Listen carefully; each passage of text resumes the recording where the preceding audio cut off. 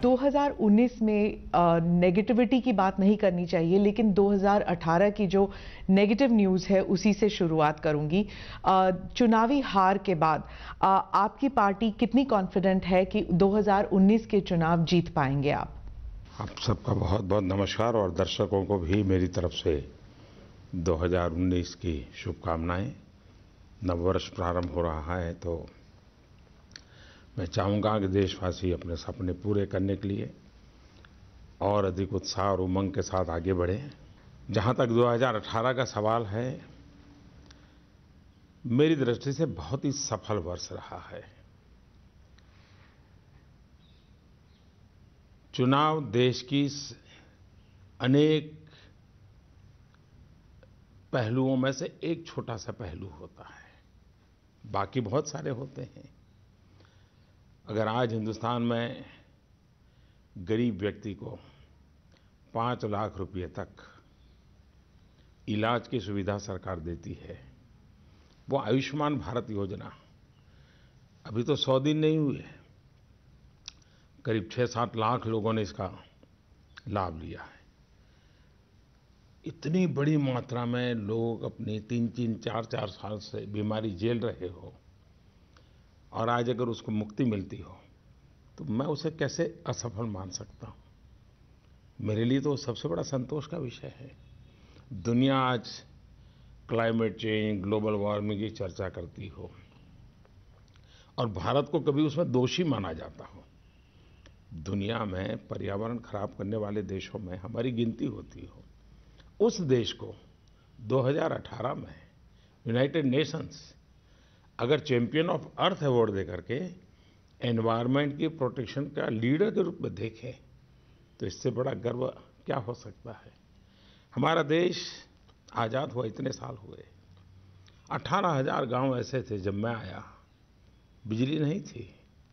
इसी 2018 में सभी गांवों में बिजली पहुंचने का काम पूरा हुआ।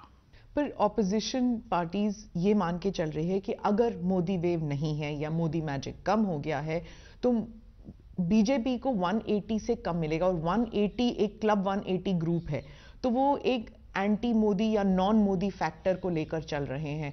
क्या ये हो सकता है? आप ये पिक्चर कर सकते हैं कि 2019 के चुनाव में एक 180 से कम आ सकते हैं बीजेपी के? पहली बात है कि अगर वो इस प्रकार के हिसाब किताब नहीं लगाएंगे और ऐसी बातें नहीं फैलाएंगे तो उनके गठबंधन में लोग कैसे जुड़ेंगे।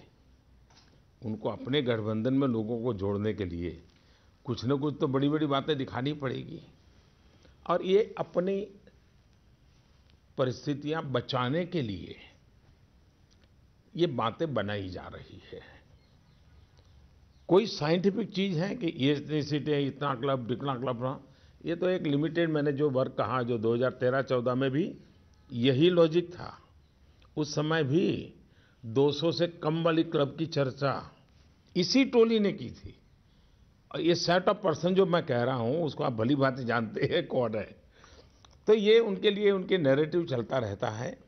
जहाँ तक भारतीय जनता पार्टी का सवाल है, हम हमारे देश के सामान्य मानवी की समझदारी पर अविश्वास न करें। मैं सभी पॉलिटिकल पंडितों को ये कहता रहा हूं कि हम सामान्य मानवी की समझदारी पर भरोसा करें। आखिर हिंदुस्तान का सामान्य मानवी को इस सरकार का ऐसा क्या अनुभव हुआ है कि जिसके कारण 2019 में इस सरकार से वो दूर जाने की कोशिश करेगा। आप ठीक है, अगर उनके नैरेटिव पे ना जाएं, अगर आपके नैरेटिव पे जाएं, तो आप 2013 से आपके नैरेटिव में कांग्रेस मुक्त भारत कई बार आ चुका है, लेकिन जिस तरह नतीजे आ रहे हैं, सामान्य जो नागरिक है वो कांग्रेस को एक विकल्प, एक ऑप्शन मान रहा है। इसीलिए तो हिंदी हार्टलैंड में जहां आपकी इतनी जड़ स्ट्रांग थी, अब वहां पर कांग्रेस की सरकार आ गई है, तो कांग्रेस मुक्त भारत का जो गोल था आपका, वो तो साकार नहीं हो पा रहा। मैंने इसकी बहुत बड़ी व्याख्या विस्तार से की है, पहले भी की है, आज कर रहा हूं ऐसा नहीं है। देखिए, कांग्रेस के लोग भी कहते हैं कि कांग्रेस एक सोच है, कांग्रेस एक कल्चर है। इतने सालों तक मुख्य धारा में वो कल्चर रहा और उसके कारण कम अधिक मात्रा में हिंदुस्तान के राजनीतिक जीवन का वो कल्चर बन गया। सभी दिलों में कुछ न कुछ रूप से पहुंच गया। और वो कल्चर क्या? जातिवाद, परिवारवाद, वंशवाद, अनडेमोक्रेटिक, करप्शन, भाई भतीजावाद, इसके आसपास से राजनीतिक कल्चर, यानी कांग्रेस इसको प्रमुखतया प्रतिनिधित्व करती है। मैं जब कांग्रेस मुक्त कहता हूं तब मैं इस प्रकार की सोच के खिलाफ, इस प्रकार के कल्चर के खिलाफ देश को मुक्त कराना चाहिए। और मैंने यहां तक कहा है कि कांग्रेस को भी कांग्रेस कल्चर से मुक्त होना पड़ेगा। 2018 में ये जो चुनाव हुए, बहुत से राजनीतिक विशेषज्ञ कहते हैं that the reason for the loss was एक तो नोटबंदी और फिर जीएसटी के पुअर इम्प्लीमेंटेशन। अगर आप पीछे देखें तो क्या नोटबंदी की जरूरत थी? उसके ऑब्जेक्टिव्स जो थे वो आप देखिए, हमारे देश में बार बार खबरें आती थी काला धन, काला धन, और कोई इस बात से इनकार नहीं करता है कि देश में पैरेलल इकोनॉमी चल रही थी। इसका कोई इनकार नहीं कर सकता। उद्योगपतियों के घर से, व्यापारियों के घर से, बाबुओं के घर से बिस्तर के नीचे से नोटें मिलती थी, बोरे भर भर के पड़ी हुई नोटें मिलती थी। ये सारी चीजें इस बात का द्योतक है कि हमारे देश में फॉर्मल इकोनॉमी की बहुत अनिवार्यता थी। ये पैरेलल जो इकोनॉमी थी, इसने देश को एक प्रकार से भीतर से खोखला कर दिया था।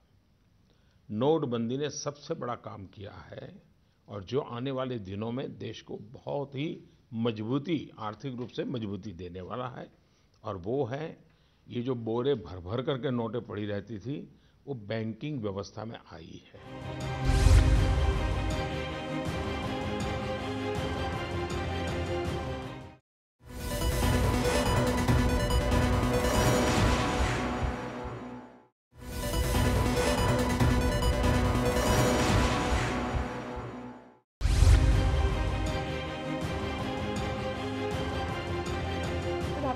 ब्लैक मनी की बात की, पैरेलल इकोनॉमी की बात की, तो क्या इकोनॉमिक ऑफेंडर्स जिनको आपने कहा था कि आप उनको भारत वापस ले आएंगे, वो अभी भी मेहुल चोकसी हो जाए, नीरव मोदी हो जाए, विजय मल्ल्या, अभी भी वो बाहर हैं? वो जो ऑब्जेक्टिव्स थे पैरेलल इकोनॉमी बंद करने की और इकोनॉमिक ऑफेंडर्स को वापस लाने की, वो ऑब्जेक्टिव्स अभी खत्म नहीं हो पाए। You have not been able to meet them. आखिर भागना क्यों पड़ा?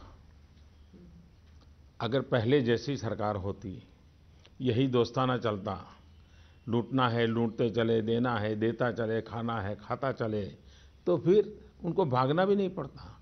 इन लोगों को भागना इसलिए पड़ रहा है कि यहाँ पर उनको कानून नियमों का पालन करना पड़ेगा, पाई पाई चुकता करनी पड़ेगी, और इसलिए भागे हैं। जो भागे हैं उनको लाने के लिए अंतर्राष्ट्रीय कानून होते हैं, अंतर्राष्ट्रीय नीति नियम होते हैं, उसका पूरा पूरा उपयोग किया जा रहा है। ऐसे भगोड़ों के लिए मजबूत से मजबूत हमने कानून बनाए हैं, उनकी संपत्ति जब्त करने का कानून बनाया है। इतना ही नहीं, विदेशों में उनकी संपत्ति है तो उसको भी जब्त करने का कानून बनाया है। इसलिए सरकार के हाथ में जितने विषय हैं उनका पूरी तरह हम उपयोग कर रहे हैं, और मैं विश्वस्त हूं कि पहले इस देश से भागे हुए कोई वापस नहीं आए। इस सरकार के समय भागे हुए लोग आज नहीं तो कल कभी न कभी आएंगे। जीएसटी के मामले में इसको राहुल गांधी गबर सिंह टैक्स या फिर ग्रैंड स्टूपिड थॉट कहते हैं। क्या आप मानते हैं कि टैक्स इम्प्लीमेंटेशन में कमियां रह गई, इसलिए काफी रोल बैक करना पड़ा? और इस टर्म को आप कैसे कहते हैं, गबर सिंह टैक्स जो है, मतलब जबरन कोई टैक्स लगाया जाए? मुझे लगता है जिसकी जैसी सोच होती है वैसे उसके शब्द होते हैं, और इसलिए उसमें मेरा उलझना उचित नहीं होगा।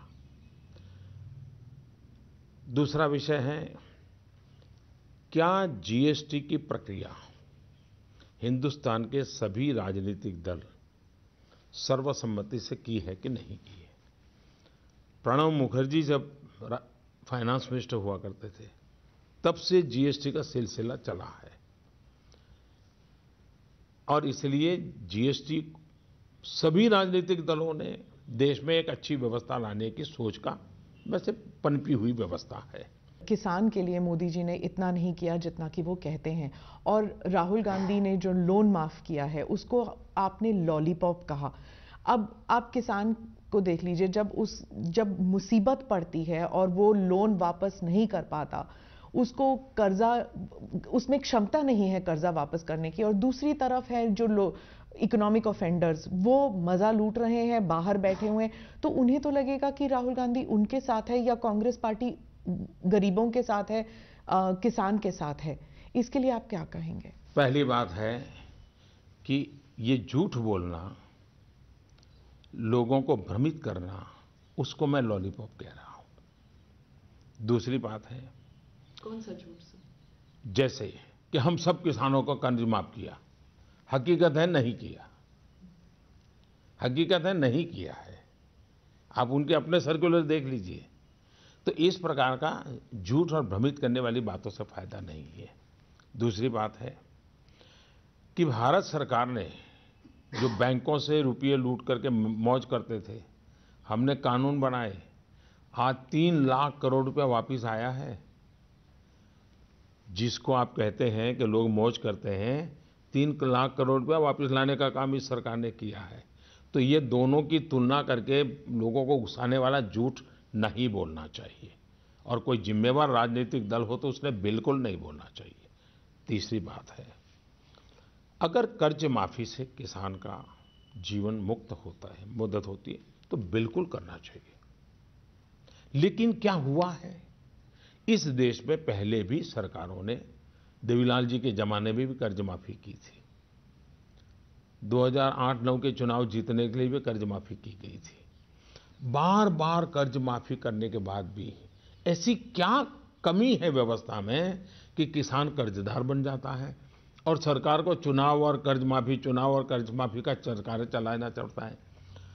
तो उपाय ये है कि किसान को मजबूत बनाना, एम्पावर करना, बीज से लेकर बाजार तक सारी व्यवस्थाओं को सुविधा देना।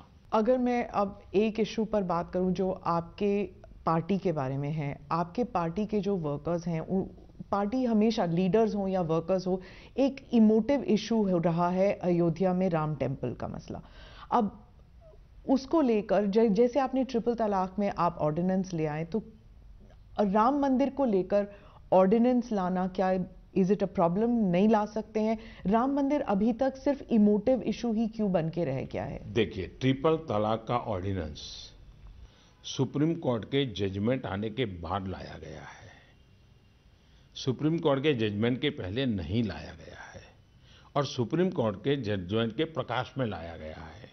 और इसलिए हमने, भारतीय जनता पार्टी ने अपने मैनिफेस्टो में भी कहा है कि संविधान की मर्यादाओं में हम इसका समाधान करेंगे। इस बात का कोई इनकार नहीं कर सकता है कि आज़ादी के 70 साल बाद सरकारों में बैठे हुए लोगों ने इस मसले को रोकने के लिए भरपूर प्रयास किया है। आज भी मामला सुप्रीम कोर्ट में है। एक प्रकार से पूर्णता के किनारे पर आकर के बैठा हुआ है। मैं कांग्रेस के साथियों से विशेष रूप से विनती करता हूं, देश की शांति, सुरक्षा, भाईचारे के लिए आग्रह करता हूं कि वे उनके अपने वकीलों को कोर्ट के अंदर इस मसले में रुकावट डालने वाले एजेंडा से बाहर निकालें। आपने नेशनल सिक्योरिटी, सुरक्षा के मामले में बात की, तो उसमें काउस को लेकर, गाय को लेकर जो लिंचिंग हो रही है, कांग्रेस पार्टी और बुद्धिजीवी, और यहां तक कर कि अब नसीरुद्दीन शाह खुद कह रहे हैं कि मुसलमान जो है वो अपने आप को महफूज नहीं समझता हिंदुस्तान में, और अब इमरान खान कह रहे हैं कि वो भारत के प्रधानमंत्री को सिखाएंगे कि माइनॉरिटी से कैसे सलूक किया जाता है। तो आपका स्लोगन था सबका साथ सबका विकास, तो अब आप बताइए कि ये इनसिक्योरिटी मुसलमानों में क्यों है, और इसके लिए आप एक एम्पैथी क्यों नहीं आ रही बीजेपी के लीडर्स से? पहली बात है कि ऐसी कोई भी घटना सभ्य समाज को शोभा नहीं देती है। ऐसी घटनाओं के पक्ष में कभी भी आवाज उठनी नहीं चाहिए। ये गलत है, सरासर निंदनीय है। दूसरी बात है, क्या ये 2014 के बाद शुरू हुआ है? तो ये समाज के अंदर आई हुई एक कमी का भी परिणाम है। इस स्थिति को सुधारने के लिए हम सब ने मिलकर के प्रयास करना चाहिए।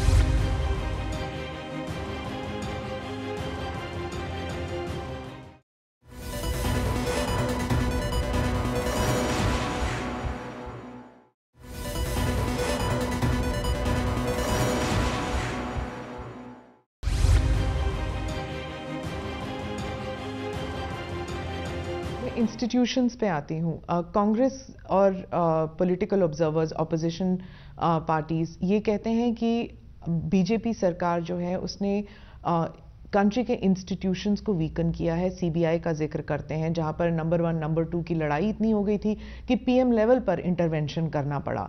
आरबीआई का देख लीजिए, टेन्योर खत्म होने से पहले चीफ को रिजाइन करना पड़ा और उनका एलिगेशन है कि बीजेपी सरकार कॉफर्स खाली करना चाहती है, आरबीआई के कॉफर्स।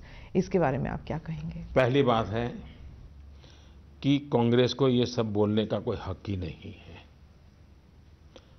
प्रधानमंत्री और पीएमओ को हो, उसके खिलाफ आपने एनएसी बना दिया था।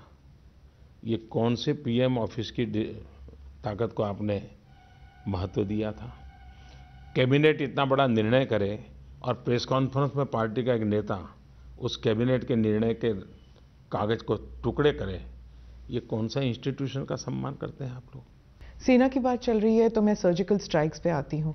जब सर्जिकल स्ट्राइक्स हुए उसके बाद बहुत से पूर्व सैनिक जो हैं उन्होंने कहा कि सर्जिकल स्ट्राइक्स का राजनीतिकरण नहीं होना चाहिए था, लेकिन हर इलेक्शन में जो उसके बाद जो इलेक्शन हुए हैं बीजेपी उसे एक सक्सेस और एक पॉलिटिकल तौर पर उसका इस्तेमाल कर रही है। क्या ये गलत है?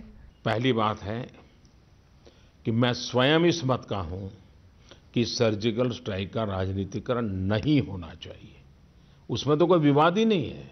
लेकिन जब सर्जिकल स्ट्राइक हुआ तो किसी सरकार के मंत्री ने बयान नहीं दिया है, न प्रधानमंत्री ने बयान दिया है। सेना के अफसर ने देश को जानकारी दी और वो भी इंफॉर्मेशन दी है। और वो इंफॉर्मेशन यहां दी इतना नहीं, टेलीफोन करके पाकिस्तान को भी बताया गया था। और जब तक पाकिस्तान को सूचित नहीं किया तब तक हिंदुस्तान के मीडिया को भी नहीं बताया गया था।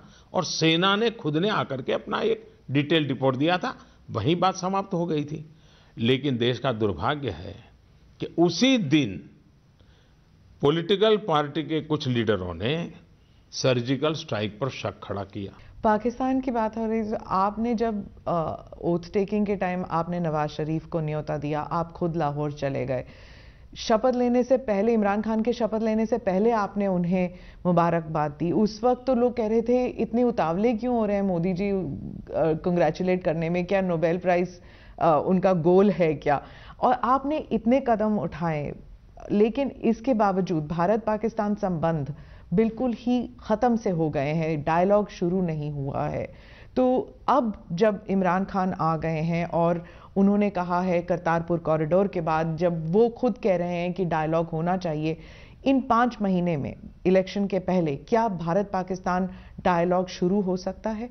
नंबर 1, भारत ने कभी भी, चाहे यूपीए सरकार हो चाहे एनडीए सरकार हो, भारत की किसी भी सरकार ने, भारत के किसी भी प्रधानमंत्री ने डायलॉग का विरोध नहीं किया है।